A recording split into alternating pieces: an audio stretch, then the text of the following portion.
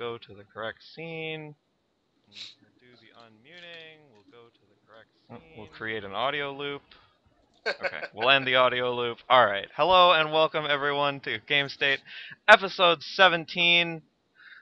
We should have a fairly short show for you today. We're going to be talking about Grand Prix Chicago and Star City Dallas.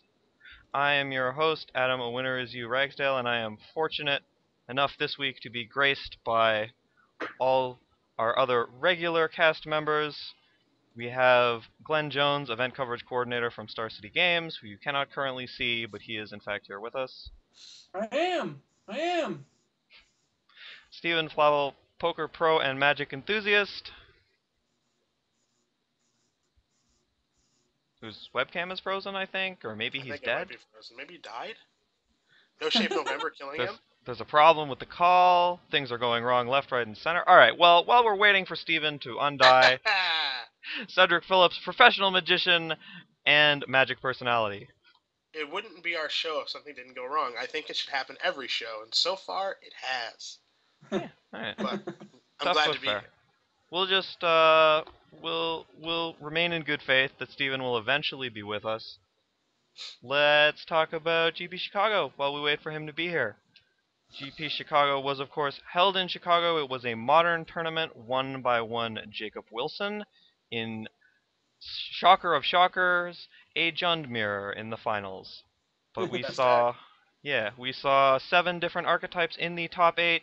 2 Jund decks, 1 blue-white, 1 affinity, 1 gifts, 1 red-green Tron, 1 birthing pod, and 1 splinter twin. So a fairly diverse look at the modern format. The Jund deck was a little bit non-standard. Steven is gone. We're going to go to no webcams because hot diggity damn. But anyway, while we wait, it was a pretty diverse looking format. What do you guys think? Ced, you get to go first because you're actually here. I am here, aren't I?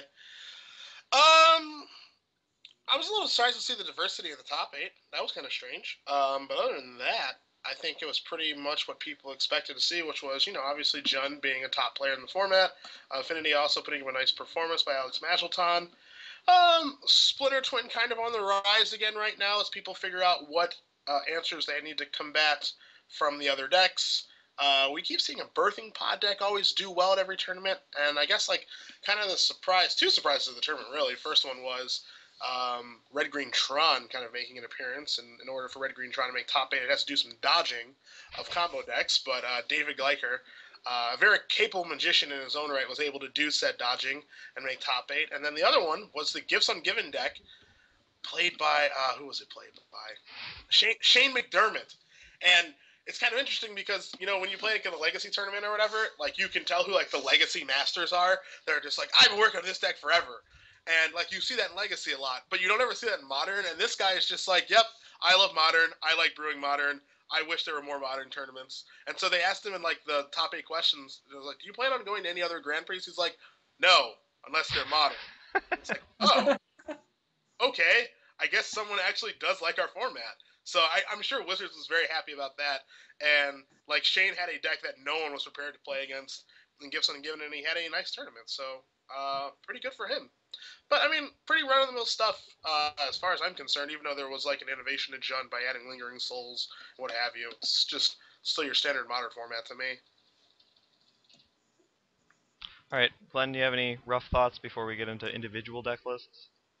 Yeah, I agree that it seemed like it was a pretty diverse field, although, Jund, especially 2 specific lists rising to the top, seems to indicate that we might be at the verge of it being solved or very close to it. Whenever you get a result that concrete from 2 solid players, plus LSV was also knocking on the door, pretty daunting thing to kind of think about. Maybe this is just the best deck of the decks. I agree that Splinter Twin was pretty well poised for the weekend. I've actually been grinding that deck online. It's been my modern deck of choice, trying a few different versions of it, and I like what we had going on in the list in top 8. So, yeah, I guess we can just move into a actual deck list discussion. Alright, well let's talk Spirit Jund, because that was sort of the big winner on the weekend. I think it was 2 weeks ago, Cedric, that you were talking about how you like Jund, but you didn't want these shitty 3-drops in your deck, referring specifically to Kitchen Finks and Geralt's Messenger. This deck chose to dodge that problem by adding a 4th color and cribbing a 3-drop from there in Lingering Souls. So what do you guys think about this? I think this was a Channel Fireball brew Yeah. Yep. that did rather well. We'll go to Glenn first.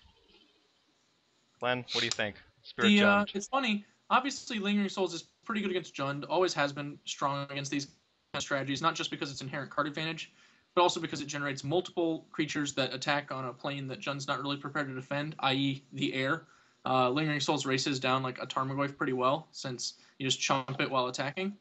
But the part of the deck I actually found the most interesting, like I can get behind the Lingering Souls, that's cute and all, was the sideboard where you're getting access to Rule of Law, which is an awesome hate card in this format, especially from a deck like Jund.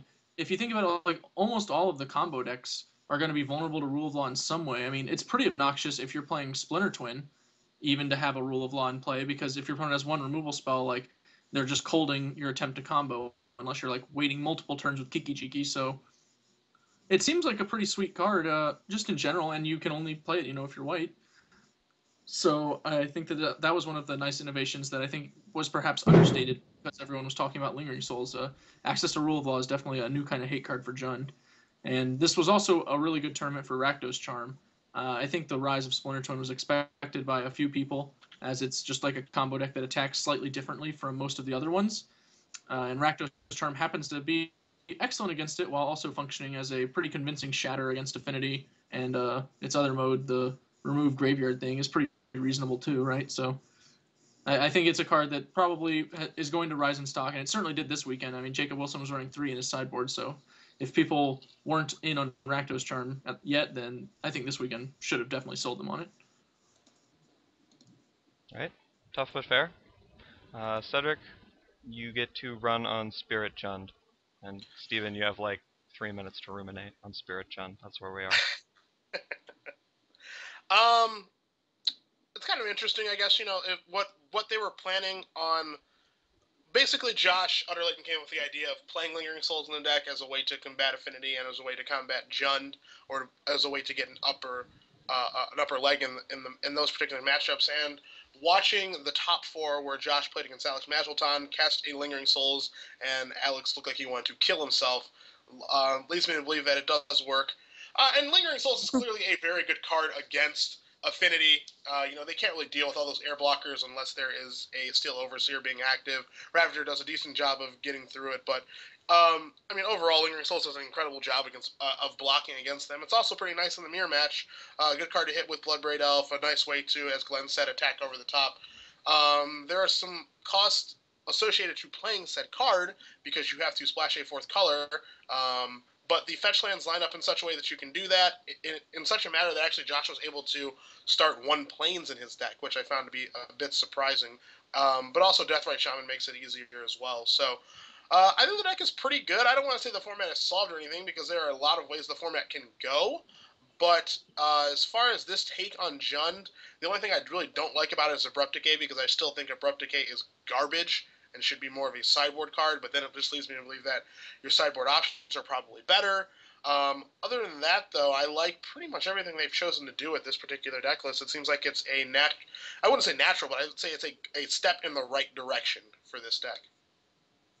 All right, Steven, do you have any thoughts on the tournament-winning Spirit Jund lists? I don't have a huge amount to add. It's like absolutely fascinating that 4 1/1s with 1 card could be in the best deck in another format, because it just keeps happening over and over again. It's like freaking 1/1s. Losing to 1/1s, I think can we on a scale of 1 to 1/1, how demoralizing is that? I'd give it at least a 7.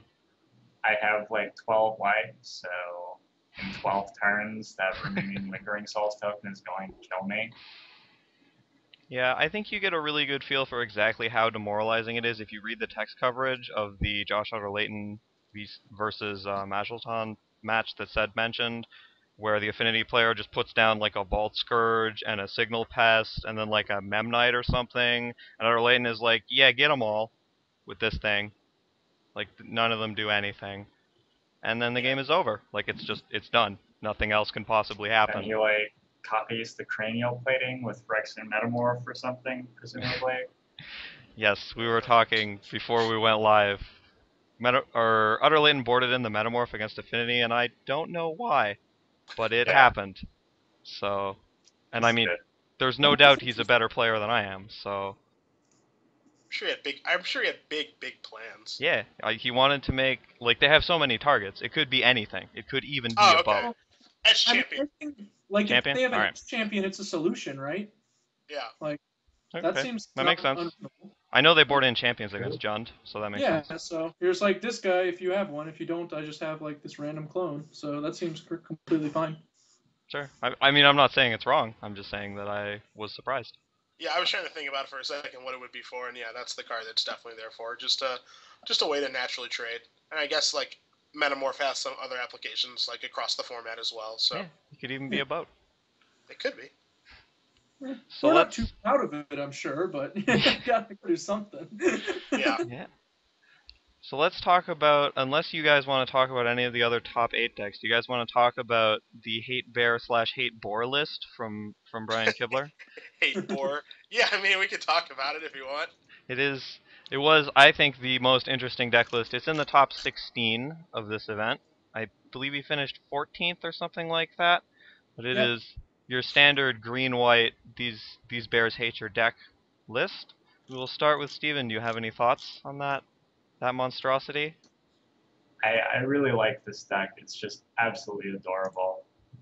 I feel like a 13-year-old should be piloting it, and so it's only fitting that Kibler would pick it up. It's like the anti Liliana of the Veil Precon. I think Yeah, pretty like much. how I would describe this deck. You'd like me to do what now? Discard a card, you say? Oh, well, I have news for you. Would you like the Loxodon Smiter or the Wiltleaf Leech? Will you tick it up again next turn?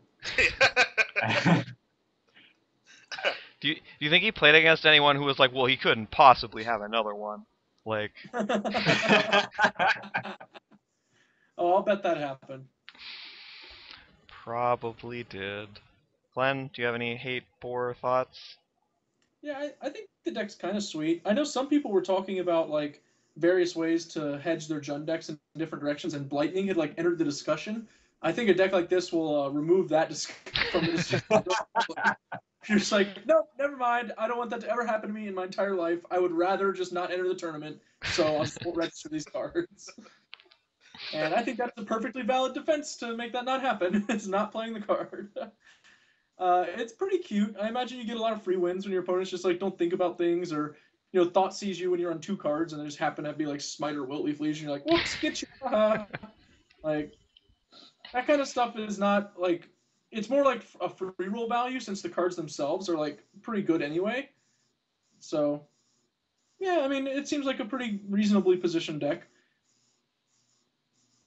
Alrighty, said. This deck, wow. Just wow, this deck.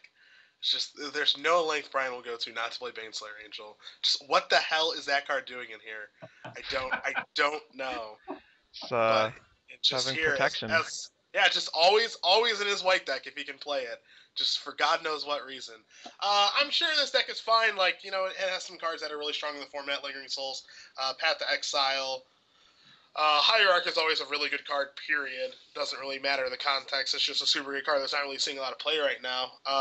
And Vala is... I mean, like, in his bears, like, his hate cards or whatever are all, like, pretty strong hate cards so long as he's matched up against the right deck, like Mind Sensor, Linvala, like, he has one Gaddock Teague, stuff like that. Like, it seems like a reasonable deck. Seems like it gets worse once people actually have, like, access to the 75 cards so they know what's going on. So, when they, like, know they're paired up against this deck... they're not going to be making you discard. I'm sure I would love to know the number that Brian had tallied over the weekend of just like, discard, fuck, jeez. Like, I would like to know the number of times that happened, which is probably a very high number, which leads to a lot of free wins. And I know that like a guy against Brian had played a Liliana like in the mid to late game when Brian had 1 card left in his hand and he knew what it was. And so he's like, all right, like make you discard. I think it was like Baneslayer Angel, and Brian's like, yeah, Cracker Ice and Canopy, Drew Woodley Fleech, discard that, put it into play. It's like, okay, man, all right, that's an adorable deck you have going on over there. I don't know if it's good or not, but I mean, he got 14th in a pretty large tournament, so I'm sure it'll get played and people will give it a try and stuff like that, but hard to say how good it is. All right, so we should perhaps not buy in on the Willie Fleege speculation at just this instant. I need to see some more. I need to see some more results other than this tournament, and like I need to see like a tournament report from Brian to see like was he just running good and people were just like always just playing Liliana making him discard, and he's like, yeah, thanks, attack you for 6 or whatever now, or if his deck is like actually good and the hate bears are actually good. Where is Aethersworn Canonist? That's the other thing I think about this list. Like, if you're gonna call it hate bears, where's the hatiest of the bears? You think there are some more bears that despise people that could be in this list? There's no Kataki. If Hate Piker. I just feel like you could have gone a lot further with the idea. That's all. I'd give it like a C. It shows promise, but I think there's a little bit of development to be done here. I like how this is just like. Yes. Go ahead.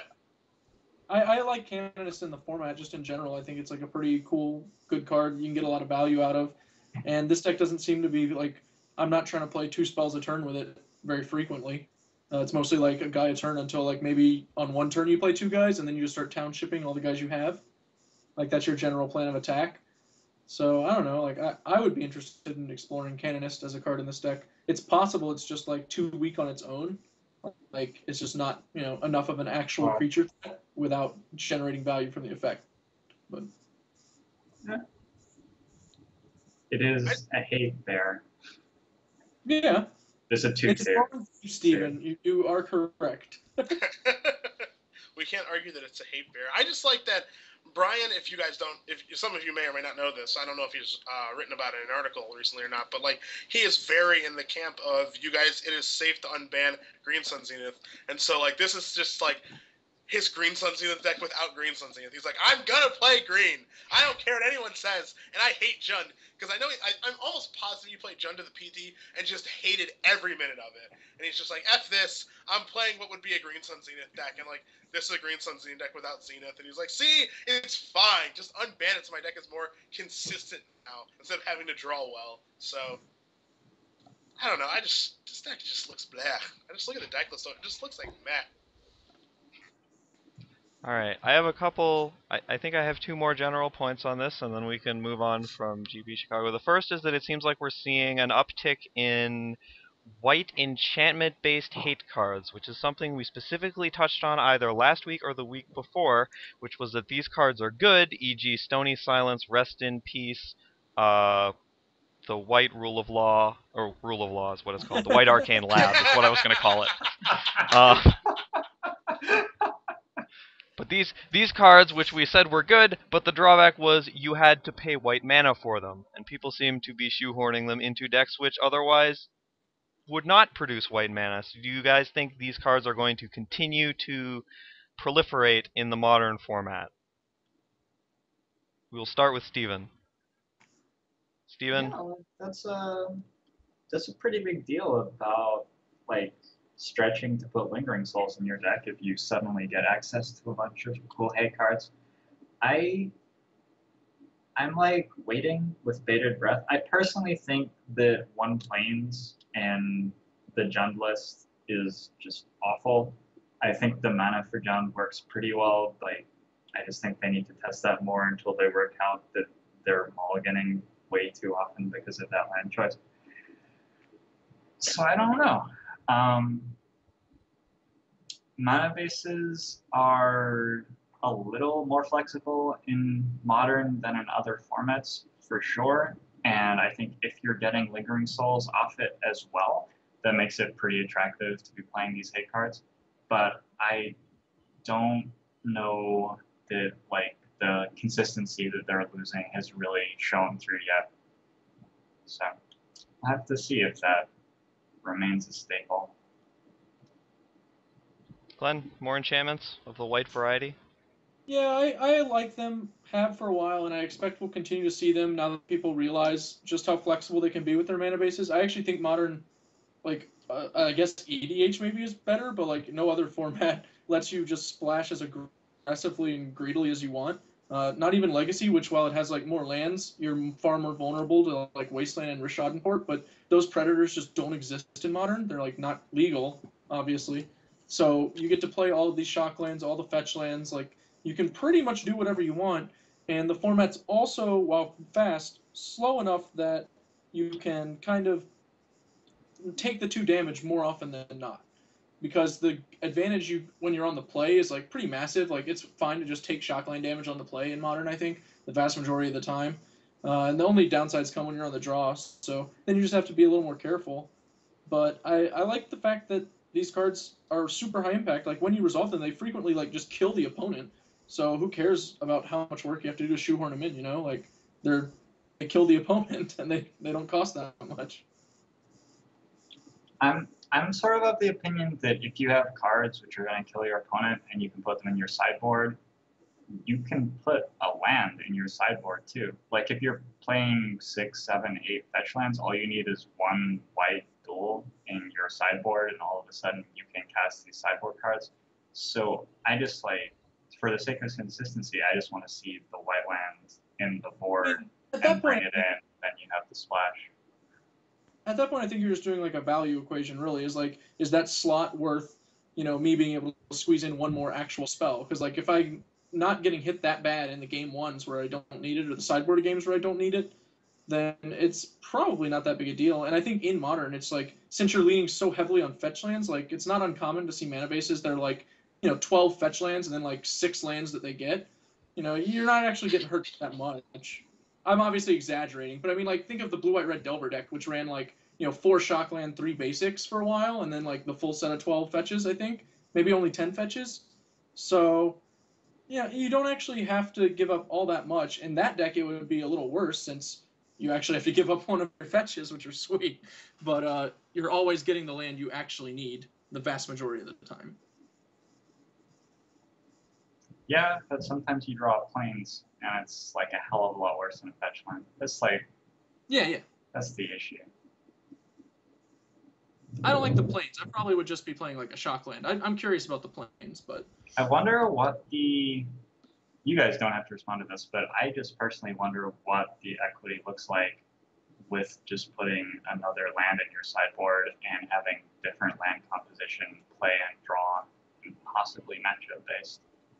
Because I think there's probably room for that as well. And if the sideboard cards for white are really strong, that can like draw you more towards fiddling with your mana base out of the board. Which, like, yeah, it may give you an edge in other matchups, being able to go up one land or being able to go down one shock land and up the plains or what have you. sure. Hey, he does have a planes in here. All right, Cedric. White enchantments. How do you feel about them in Modern? Are they going to continue going up? Are we going to see them in more and more decks? Or have they peaked? I think they're going to continue to go up because I think they're just the best hate cards against like the combo strategies and just strategies in general. I think people are starting to realize that, and it seems like to me that like white is just more of like a card that is used as like a sideboard hate color, and like that's pretty much it. Like I'm trying to think of cards that like I'm trying to think of decks where white is like a prominent color. I guess like the blue-white control deck. I don't think that deck is all that great. Like blue-white control is like a deck that sees a lot of white, and then there's like some fringe decks like Christian Galcano playing Doran, and Kibler's green-white hate bear deck, and then there's like Niapod. I think that's like pretty much it. But it seems like white is just like the color.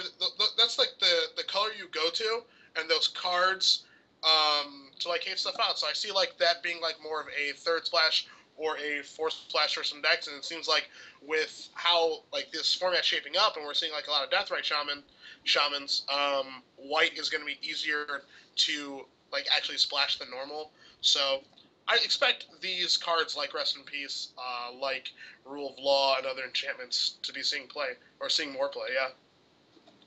All right. I mean, assuming there's another modern tournament coming up. soon-ish. Somewhat. I know there's a GP, at least one GP in the fairly near future, so we'll see it a couple more times. Yeah. All right, my last question before we get off GP Chicago is we saw a pretty diverse top 8, 7 different archetypes, as I said. We had 1 repeat, we had 2 Jund decks, but 7 different archetypes. And is Modern at a point right now where Wizards can look at this top 8 and say, this is what we want from our format? Cedric, what do you think? I think so, because there was 7 different archetypes. So I would say yes. I think they're happy with the direction their format is going. Attendance was good. Different archetypes, and we have the 9th through 16th place archetypes as well. And there was some innovation done. And it's not like people were just copy pasting the Jund list that did well at the Pro Tour and just saying, all right, I guess I got to play this again and going to the tournament. There were innovations made with Lingering Souls and sideboard choices and main deck choices, and decks keep innovating and things keep changing. And, we see a brand new deck being brought to the table now, too, in Gifts. And there's a lot of different combo decks, and there's way to beat combo decks. So I think the format is, relatively healthy, honestly. And I think, this particular top 8 is, pretty solid proof of that. There are 2. I guess you can consider Jund to be a mid-range deck. There's the red-green Tron deck. There's the blue-white Angels deck, which is super mid-rangey, and then there's Affinity, which is hyper-aggressive. There's the Gifts deck, which is as close as you're going to get to a control deck in this format. So it seems like if you want to, you can do the different kind of things you want to do depending on what kind of player you are. You can play control, you can play combo, you have your options of what decks you can play, and they're all pretty good choices as long as you know how to play your deck and how to build your deck correctly. So I think I would think that the powers that be in Renton, Washington are happy with their format, and truthfully, I don't dread playing Modern, so I would be happy to go to a Grand Prix for this. As per standard, Steven appears to have died again, so we may have to wait a second to get his webcam back. But while we wait, Glenn, what do you think? Is Modern in a good place? Has it done a good thing? I think Modern's in a pretty reasonable place. It's definitely on the up and up, as they say. Much better than it has been over every tournament. It's just been better and better. That said, I'm sure Wizards would prefer there just be a finals without a Jund deck, one of these days. But it's not possible. Has there been a Modern tournament that hasn't had a Jund deck in the finals ever? No. Right, not that I'm aware of. Grand Prix Lincoln had Aggro Loam, which is the same difference, right? It's obviously not sorta. actually Jund, but it is a very similar attrition-based deck in the exact same colors. Pro Tour Philadelphia. That's fair, I guess. That was a completely different format since, they didn't have a bunch of cards banned. That's because it was the Wild West, yeah. yeah. I get it. It's just that was proto-modern. It wasn't even actual modern. Yeah, it was literally the most fun tournament of all time. It's just it's turn 3. Am I dead? Are you dead? Who's dead here? It was horrible, actually. What's going down? Yeah, it was absolutely horrible. It was great. And we would get an answer from Steven, but he's dropped off the face of the internet and caused you guys to lose our webcams. So, yeah, that's not happening. Literally died. Actually dead. So let's skip on over to Star City Dallas, I guess. It was an event. I believe both Glenn and Cedric were there in their capacity. The standard event, which we will touch first, was won by Shane. I don't know how to pronounce his last name. It's pronounced Remelt. Oh, really? Just Remelt? I was going to go for some other pronunciation. All right, Tough but fair. Shane Remelt with Blue-White Flash is what the Star City Archives are calling it, but the deck premiered by Adam Prozac last week. The Blue-White Drago control deck in a top 8 of 4 Blue-White decks, each with a subtly different flavor, and 1 Jund, 1 Reanimator, 1 Blue-White Humans, 1 Green-White Punching. So 6 decks with white in it, 7 if you count the 4-color Reanimator deck, and a Jund deck in the top 8. So yeah, that was what happened. Do you guys have any general thoughts before we launch in? I will go to Cedric. Do you have any general thoughts? Okay. I have quite a few thoughts since I did coverage this weekend, and I've been diving into Standard pretty heavily as of last Tuesday on my stream. There's a green-white Humans deck and there's a blue-white Humans deck, and I have literal no clue how either one of these people top 8'd. And it's not like me insulting them. It's just I think both of those decks are terrible. And those are naturally the first two decks that I tried to play, and I wanted to win with them. And then my opponent would literally do anything, and I would lose. One of those do anythings is Olivia Voldaren. Dead immediately. Just can't win. And that's how I kind of feel about like those aggressive strategies. Like I think Mono Red is a much better aggressive strategy than these white human decks, and I just don't understand how. Gabriel Womack, he was playing blue white humans. He was first after the Swiss. I think he went like XO double draw, so it was 10 rounds, so 802. And then like he says in his like top 8 profile, he's like, yeah, my sideboard was terrible, and his main deck is 36 creatures, a Faith Shield, and 23 land. Well, you wouldn't want to draw 2, you understand. Like, the second one Yeah. would be stuck in your hand, so... And that's just not okay.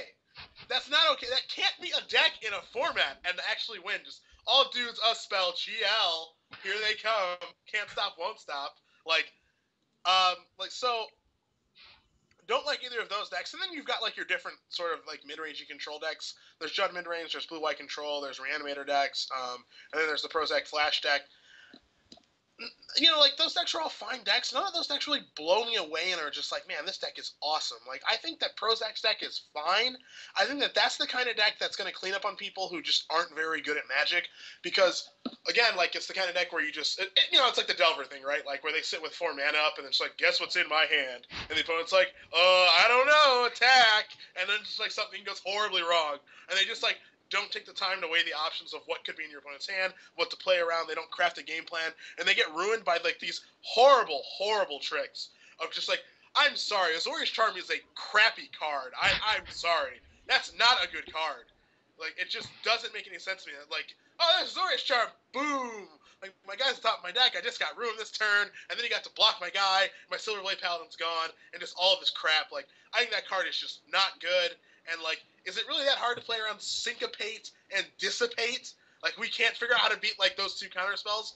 Because I thought Prozac's deck had, like, a bunch of counter magic, and it has 9 counter spells in it. That's not a lot of counter spells. And none of them are Mana Leak. There's, like, Dissipate, and if it's Dissipate, there's just a giant bullseye. Like, when they have Dissipate in their hand, it's just not that hard to figure out. So, I just don't understand, like, I understand why that deck won the tournament. I understand why Shane won the tournament, because we covered Blue-White Flash quite a bit every time. Every time we covered someone playing against Blue-White Flash, they would just like run into every trick, or like run into the counter spells, or just like, I'm gonna hold my spells, and maybe you won't have counter magic, which is just like backwards logic. You just make them have a counter spell. If they don't have it, they have a really hard time beating resolved threats. But I mean, I like the direction the format's going in. There are like some decks and there are some strategies. Like, Reanimator is a good strategy. Blue Flash is a decent strategy. Bant mid-range deck is a decent strategy. I think that just needs to be more tuned, but we're only a month in, so. Great. Glenn, do you have any general thoughts? I think you really touched on like why the deck is good, and that just it shifts all of the decision points to the opponent, and that makes the opponent actually have to be good at Magic in order to win the match, which a lot of people pick up percentage points by winning matches even when they're bad at Magic. So when you take away those games, Magic's a lot harder. I kind of disagree with your assessment on Azorius Charm. I don't think it's like a good or powerful card by any means. It does not fall under like, it's, you can't compare it to something like Snapcaster Mage or Sphinx's Revelation, which are just like very obviously good cards or powerful cards. But Azorius Charm, does its job, and it doesn't like suck when it can't do its job, which I think is the sort of card that these kind of decks struggle with having a lot of the time. You really need something that can function in that like defensive capacity.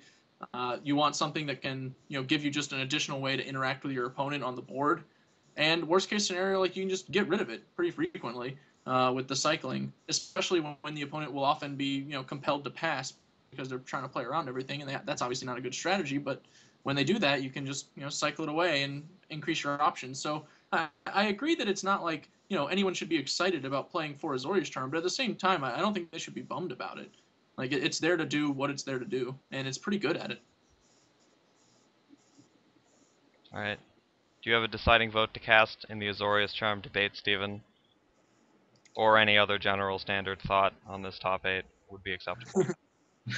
My thought on the Azorius Charm is that, okay, you guys actually have to help me with this, because Azorius Charm seems terrible against a deck which casts creatures which don't cost very much mana.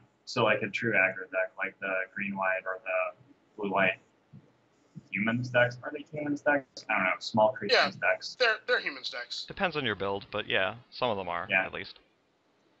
So it seems like it's pretty bad against those decks. And it doesn't strike me as being fantastic against Thragtusk, which, like, is the rest of the format. I actually think it's fantastic against those little humans decks. It's terrible against those decks. I think it's actually good. Terrible. All you're trying to do is get to the late game at like a reasonable life total so you can start playing better cards than theirs, because theirs are all just terrible creatures. And it dismantles those early Silverblade hits. It puts Lockstone Spider back on top of the deck. It makes them get inefficient by casting Rancor multiple times. Like, you're not getting card advantage, but you're just staying alive. That's the whole point. Like, Standard isn't, a format of draw twos and, like, discard twos. It's a format very much about the board and tempo and just, like, getting to your game before they finish you, I think. I would agree with you, Glenn, I would agree with you if you were staying alive to draw something awesome, but you're not staying alive to draw anything awesome. You're staying alive to, like, draw Snapcaster Mage, like, draw Restoration Angel. You're not staying alive to, like, cast Angel Serenity and destroy them with, like, an awesome card. Like, they don't have that. Their awesome card now is Sphinx's Revelation, which, like, they're playing one, potentially two copies of. Like, there isn't an awesome card that you're like, delay, and then bang, like, game's over. They don't have a card like that. I think your awesome card is just setting up, like, Restoration Angels and Pikes, and then, like, once you start chaining multiple instants a turn, and you're just reacting to the board, like, they're not getting in for damage. If they're not getting in for damage, then that means you are, and you're just pulling ahead, like, slowly but surely. You're not building to the point where you're like, bam, unbeatable card. You're just building to the point where the board state is no longer favorable, and you're winning the race on, like, every street. I mean, I'm with Cedric on this. Like, I have not found that. In your perspective, I just think it's like, giving the card kind of a bad rap. It literally is just there to be like not an unsummon, but like to have some functionality in that role in addition to some other roles. Like, the thing is, when you're Azorius Charming, like, against a white aggressive deck in the early turns of the game, that means you're tapping out and letting them resolve, like, a better threat just over and over and over again. And, like, that's the issue. Is, like, if you're going to, like, Azorius Charm, like, my 3/3 champion of the Paris, it's like, okay, then I'm going to resolve, like, an awesome 3-drop against you that you don't want me to resolve. That's what I'm asking. Like, what's the awesome 3-drop? What are you resolving that's so good? I mean, what if I'm just, like, attack you and then, like, resolve Silverblade Paladin after combat? What if I take 3 damage and then use it in your end step? Well, you can't do that. It's an attacker. Oh, okay. Right. Yeah. It's So, a repel like, for that's attacking guys. Alright. What if I than you understand think what it the is, card does? Alright, tough but fair. Even worse than you think it is. Post-combat Silverblade Paladin is not a threat. Like, it just isn't. If I have a Azorius card in my hand, I couldn't even counter it in the first place. Like, they have to pay 3 mana every time they want to play it. Like, I mean, but it is a threat, though. That's the thing. Like, it 100% is a threat. Like, you're assuming that, like, and this is what, like, everyone assumes when they play the deck is, like, people are just going to run face forward into Azorius Charm, and it's just going to be best case scenario every time with your Azorius Charm. But if the person isn't stupid and, like, they pace the game in such a way, like, what if I just go, like, threat, and just don't attack an Azorius Charm for the first 4 turns of the game? So that you don't have a chance to actually have Azorius Charm, like, time walk me. And I just set a bunch and then attack with 5 creatures. I mean, A, maybe I just don't have a Azorius Charm and you're wrecking yourself. Like, B, even if I do have a Azorius Charm, like, maybe I just cycle it away and do something else. C, like, maybe I have multiple, cycle one, still get value out of the others. Like, I'm not saying the card's powerful or anything. I'm just saying it has a lot of functions, and opponents have to try and decide what angle they're going to attack a deck that literally plays, like, every spell at instant speed. That, it's difficult, and it fills a role. Like, the more decision points you're forcing your opponent into, the better your deck is, and that deck just puts it all on them. You have to figure out how to play against so many different things, and Azorius Charm is a pretty important piece of that puzzle because it's just one more thing. See, I just always have found, like, decks that play, like, on the opponent's turn when I'm playing an aggressive deck is just, like, super easy to beat. Like, obviously I can go back to my history of, like, Kithkin versus Fairies, and, like, Fairies has all these tricks or whatever, and it's just, like, none of those were hard to beat as long as, like, you take into account every single thing they can have, and then craft a game plan on, like, what's worst case scenario, what's second worst case scenario, and just, like, every time I've played against, like, this Prozac deck with a white aggressive deck, I have not gotten close to losing. Like, not close at all. Like, every time my opponent casts Azorius Charm, I laugh at them because, like, now I'm going to cast the creature again, and you just can't beat it now. It's like, you discard a card to, like, theoretically time walk me, but it's not a time walk because my creatures are so good that it just doesn't matter. Like, I just don't understand. I don't understand. Like, I understand why the deck wins, but I just don't think the deck is very good. You seem like mad that it's not, time walking them, but like that's you trying to make Azorius Charm into a time walk. Like that's not what its job is. That's what I'm saying. Like it's literally there to be this like reasonable answer to a board state, or to get cycled, or to occasionally flip a race around. Like it has very minor roles, but like it can do all three of them. Like not a lot of cards have three roles that are all reasonably relevant in one deck. Like they just not cards don't have that many abilities.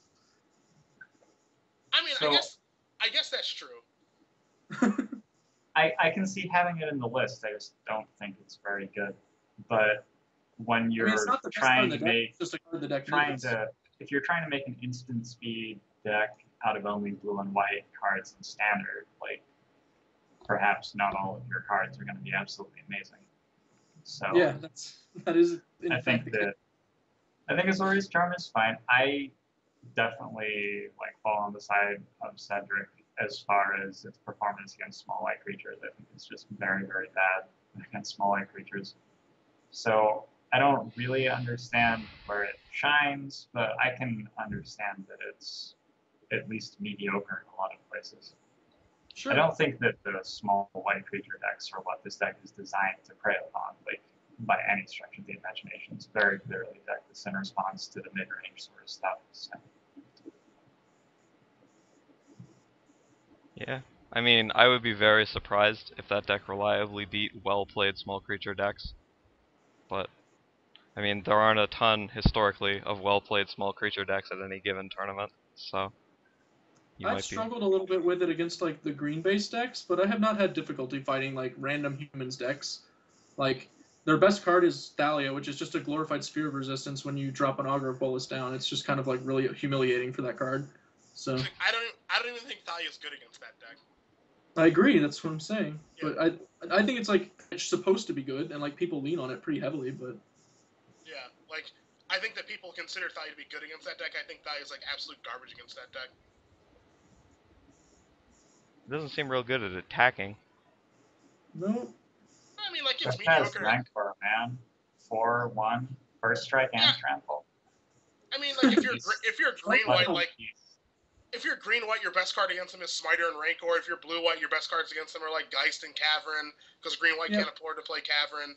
Like Thalia is fine or whatever, but it can't get through Augur. It embarrasses itself in the face of Restoration Angel. Like it's just not that great of a card. There are games or whatever where it can win when the opponent's like stuck like a little bit land light. They can't flashback thing twice the turns they want to, like stuff like that. But overall, it's just not that great of a card. yeah, sure. Alright, let's go a little bit more general, since we've spent a great deal of time on Azorius Charm, and I now understand more completely what it does. We seem like we're at a point in our metagame where people are playing mostly blue cards and somewhat white cards, and largely it seems like that's happening as a response to the great mid-range explosion of the early fall. I was looking for a snappy name there, but we didn't get there. But people trying to Tusk you out, Tusk Harderer, Thragtusk 2, Electric Boogaloo, whatever we ended up settling on. And are we going to get to a point when the metagame continues evolving where the blue counterspell decks are the standard and aggro decks actually start to become good again? Will we see the much fabled Zombies tournament win? Will someone actually cast small monsters and win a tournament with it in this standard Didn't even format? remember Zombies as a deck. Didn't even remember. Will aggro be good in the fairly near future? Steven, you get to go first. I think that the small humans decks are already good. I'm leaning towards the blue stuff, but not by far. I think green white's pretty good too. And I think they're already good in this meta. There's like a blue one in 5th place in this tournament, and several green ones in the top 16. Yeah, they're all over the place. So yeah, I think that aggro is going to have a real place in this format. I think the mid-range decks just don't actually have the tools to survive. They don't have the consistency that they need. Just that's sort of the nature of being mid-range in a format which doesn't have all the cantrips and card selection that you need to make mid-range work. And yeah, the aggro decks will beat them up, the control decks will beat them up. and we may end up seeing a pretty exciting meta game. I'm excited about this standard. I think it's showing a lot of promise. Glenn, will aggro be good? I think we are moving in the direction where it'll eventually come full circle, and the aggro decks will be pretty sweet again. The big issue is that Augur Bolus is in the blue-white flash deck, and you get so much incidental value from that creature in those matchups, especially because like all of the creatures that everyone is attracted to in those decks get specifically browned by him, like Gravecrawler and just the little creatures. I'm not sure exactly how to solve it. I think you might just be wanting to move on up and play some more interesting threats, but I don't know. Especially if something starts preying on blue-white flash and forces it down a little bit, then I like those decks a lot more because their only real enemy is like the stupid Thragtusk decks, which are specifically pretty bad against any deck planning to play like a lot of counter spells unless they're going to run Cavern of Souls. So. All right, said. Aggro, yes, no? You seem like you weren't a big Tiny White Monsters fan. So what? I mean, I wanted the deck to be good, but it's just not that good of a deck because the one drops just aren't very good. Champion of the Parish is too inconsistent. And there are just draws where it's just literally a 1-1 for 1, which happens way too often. I mean, I think that aggro will end up being a thing at some point. I mean, it is putting up results right now. I don't think these are the best builds of aggro decks that are possible, but I mean, that being said, it is still doing well enough right now. The thing, like, if they want to be the flash deck, they can do that. Like, it's not incredibly difficult to do. Like, aggro decks can just turn their deck towards just a bunch of Cavern Souls and make the flash decks cards worse, and then the flash decks have to evolve and probably become more tap out style control decks. So, I mean, we're gonna go around the merry-go-round quite a couple times here in the standard format over the course of these next 2 months about how decks look and how decks evolve. Alrighty. The only other thing I wanted to mention from this tournament was that there was a blue-white humans deck in the top 8 and 3 green-white humans decks in the top 25. I just wanted to quickly retouch on that and check in to see where you guys were about that deck. You still think... I think all you guys wanted to be green last time, and no one wanted to love our lovely blue compatriots. Are you still feeling that way? Cedric, you hate both decks now. Which one do you hate slightly less? Oh man, that's a tough question. So like the good green card is obviously Rancor, and actually Lockdown Smiter is pretty good, especially in the format of blue-white flash.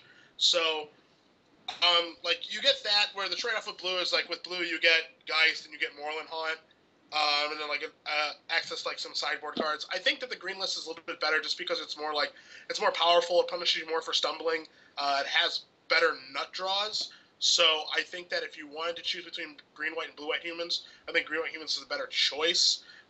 Also, it has Absence Pilgrim, which is a card I tried to cut, but it's actually a card that you actually have to play in the deck because, again, it just leads to having more nut draws. So I would play green in a humans white-based aggressive deck. But you're not expecting big things from either one? Is that correct? No. Alright. Glenn, which do you prefer, and are you expecting big things from either one? Yeah, I actually pretty much just agree with Ced. Like, I think that the advantage of the deck is you can just run some people over and kill them really fast, and green is the deck that does that the best. The blue cards are just not really all that helpful, even though Geist is pretty well positioned right now. The rest of your cards are just significantly worse, and none of them are as good as Rancor in that deck specifically. So, Alrighty. And Steven, are we getting the full boat? No, I'm on the blue side at the moment. Just by a smidgen. I think that blue gives you a little more you can do. You're a little less one-minded, and I like that in that format. This format. I'm trying to work out how to give a good example of this. I guess like Cavern of Souls is a reasonable example. Your mana is a little bit better, so you can play a Cavern. I think you have better sideboard options. You have to go into counter spells. You have Healing and Dread. You have, blue's pretty good as far as instants. That's the thing that blue can do. And I think being able to play with instants is something this deck gains a lot from.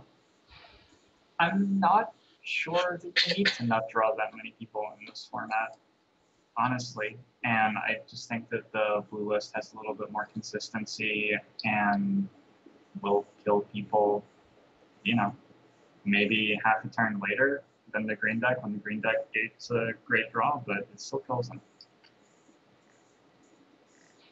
All right. Do you guys have any great standard related stories or general anecdotes you want to share before we move on to the legacy and push through? I think we can go to Legacy Town. All right, Glenn, can we move on? Saunter on Yeah, down. All right. onward.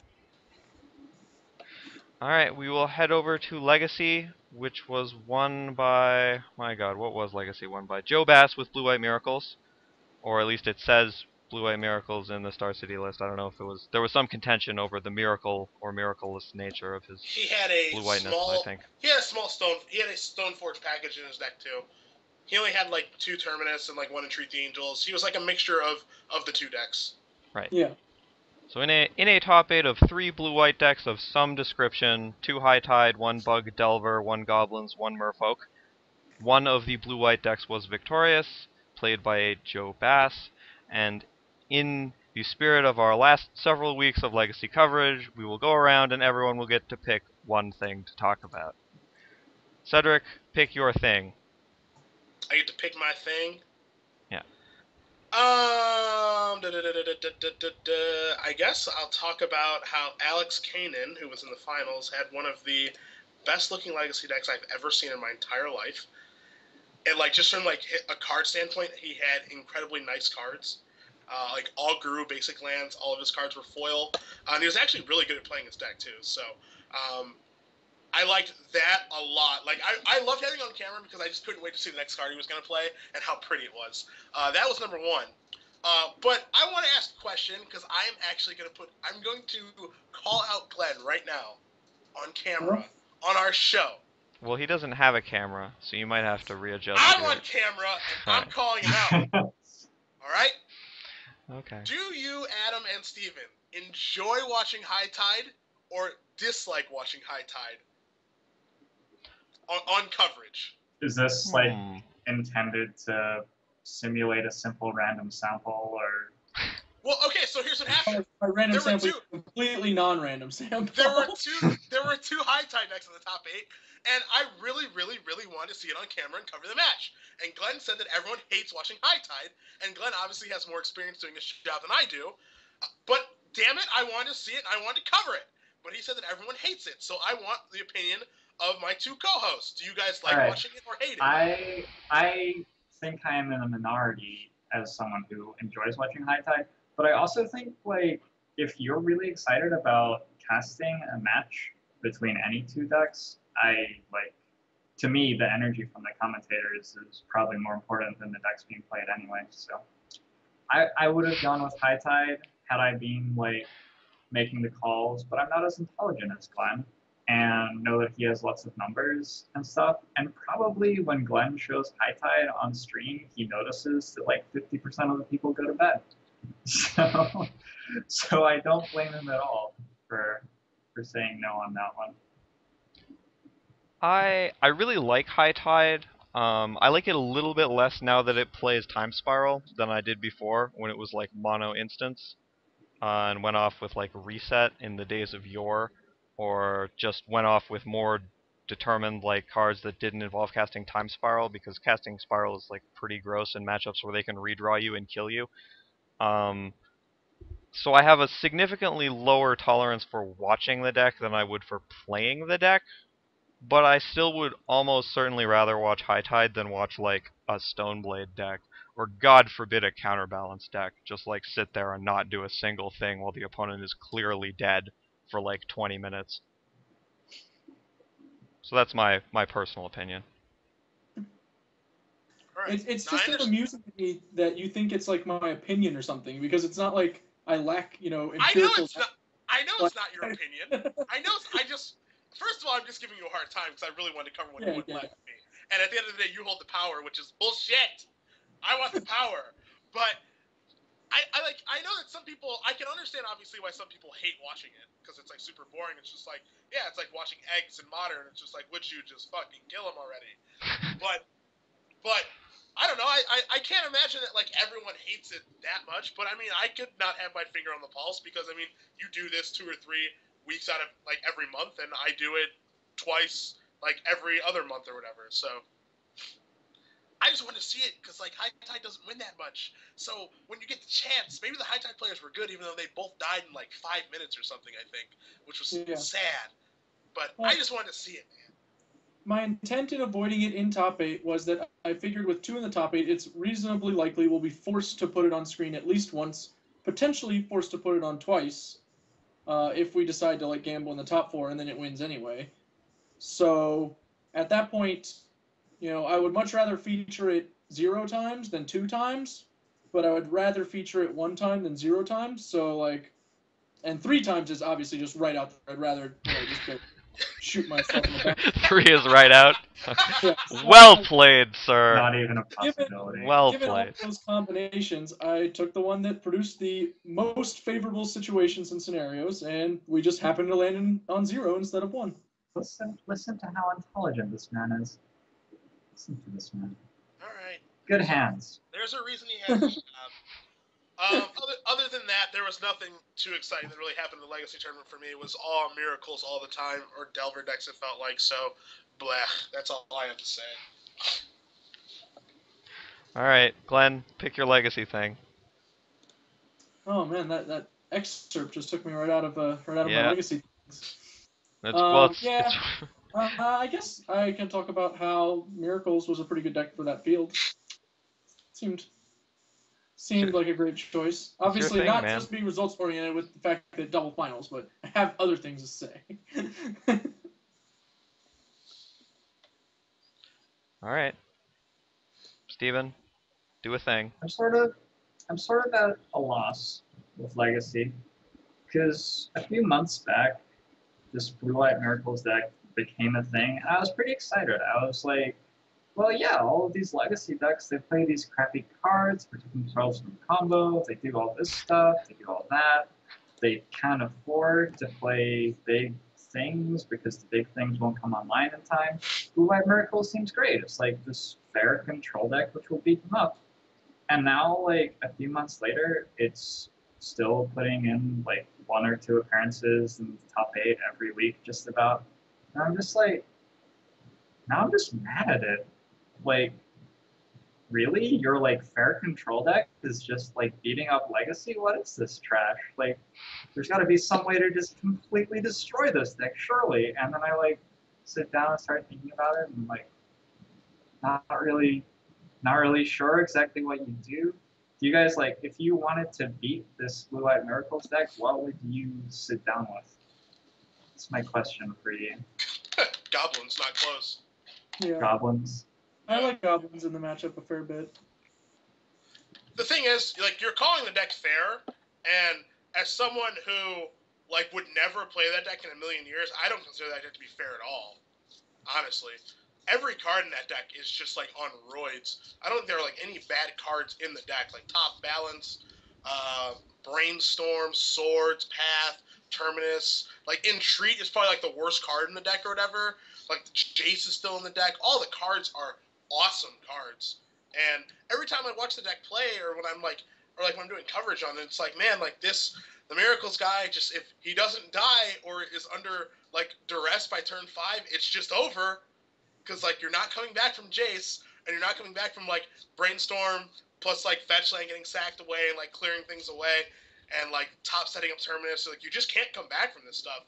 Once it makes it to, like, turn 7 or 8, it's just hard as hell to, like, come back from. And we saw, like, I know I covered a match where, like, this guy was playing Black, White, Green, like, Dark Confidant, and, like, the cards for junk and discard and all this stuff. And, the guy stabilized by, like, turn 6, played a Jace, and it's like, all right, this is over.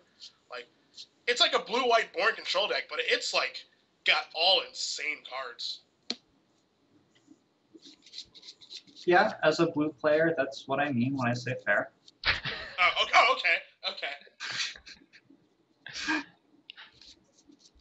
Your goblin does what now? You're attacking for how many? All right. Ban Terminus. Someone in the chat just said ban Terminus. Come on. It's too powerful. The card is too powerful. Do you know how many creatures you can destroy with that card? I know how many creatures you can put back in my goblin deck for me, so I can draw them again. That's what I know. You think that was the right way to go, or should I have gone with a "it's bad because it kills your creatures too" joke? Because that was like the other way to go. But I like the second one. all right, that's fair. All right, well, that's all, folks. I think that's all we got. Unless you guys got anything else, I think we can wind it up for this week. Because that is what has happened in the world of Magic. So let us do the shoutouts and then get the heck out of Dodge before Steven drops off the call again and we lose all our webcams. So Steven, you get to shout out first. Sweet. Yeah, sorry that my power went out twice. You should be. I will, You're a terrible person. Yeah, I'll do my best.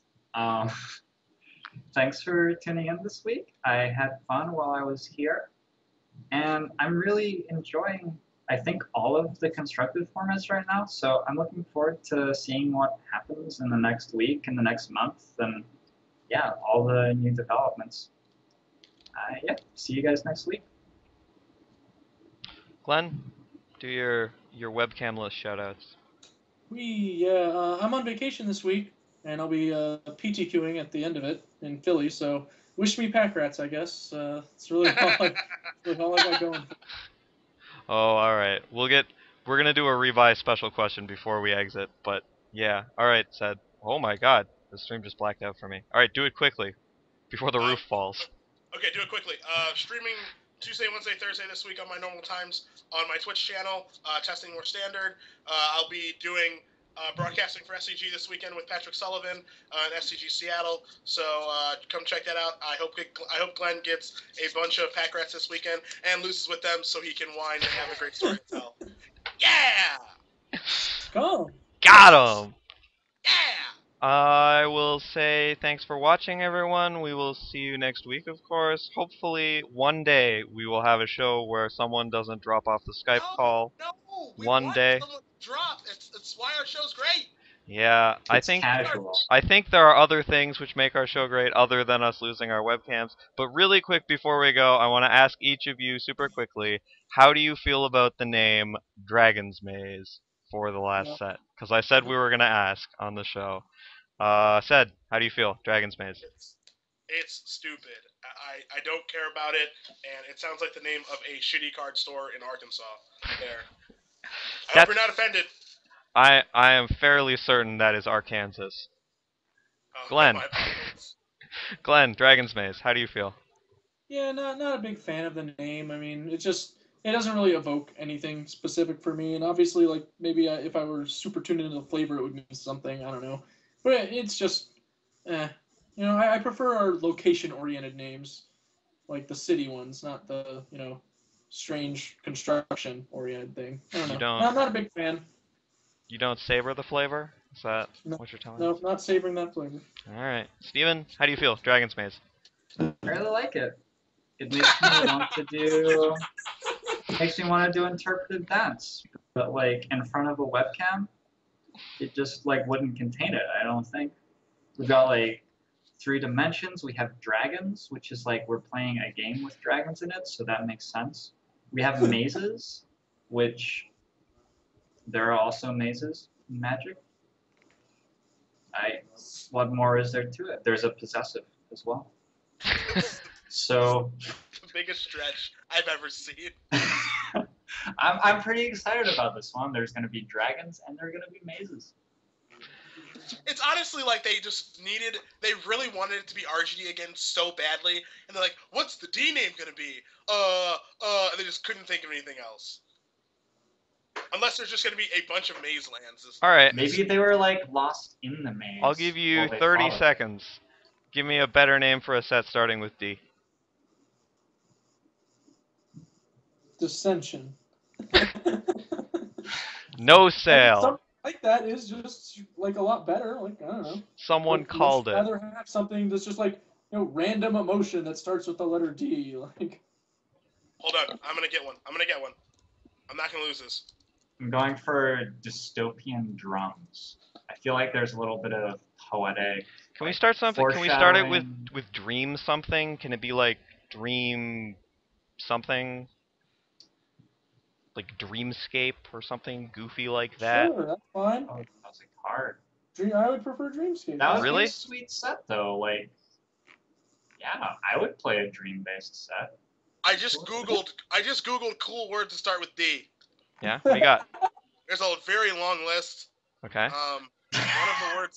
One of the words is Dexter. Cedric. What? Cedric has arrived at dictionary.com.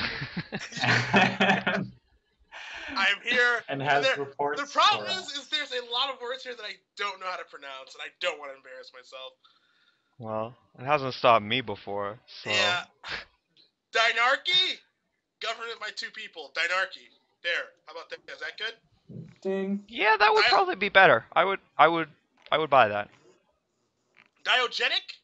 What about like dinosaurarchy? What if it was? Dinosaur. What if it was just called Dinosaur? Would you get? Yeah, like the third set was just Dinosaur. Gotta be copyrighted. And it had and it just had like a T-Rex with his little tiny like I can never fit them into a sweater arms on the front. Like, I don't know, I'd do that. How about dromophobia? Two-part question. Do you know what dromophobia is? Without looking it up. No. Fear of drones. It is the fear of crossing streets. That's what I said. Which I cannot believe is an actual thing. Scared of crossing the street?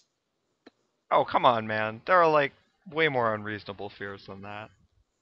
I did serve a woman at a restaurant who was scared of balloons when I was working at Red Robin. I don't know if you've ever been to Red Robin, but there's a lot of balloons there. So you think just like poor choices on her part? That's where you're going? Yeah, like I came over to do the birthday song That's and I fair. brought over a balloon and she ran away from me. Well, I mean, I can't promise I wouldn't do that, but yeah. It probably wouldn't be because of the balloons. Yeah, It would oh, wow. Actually, it would be wow. because of the song. Oh wow! Wow. You're going to run away from me, but it's not the balloons. F that. End this show! No, man, that song is gross. Why would you ever, like... The Red Robin Happy Birthday song. Like, if I was out on having dinner on my birthday, I would specifically not tell the server it was my birthday because I would want to avoid the song at all costs.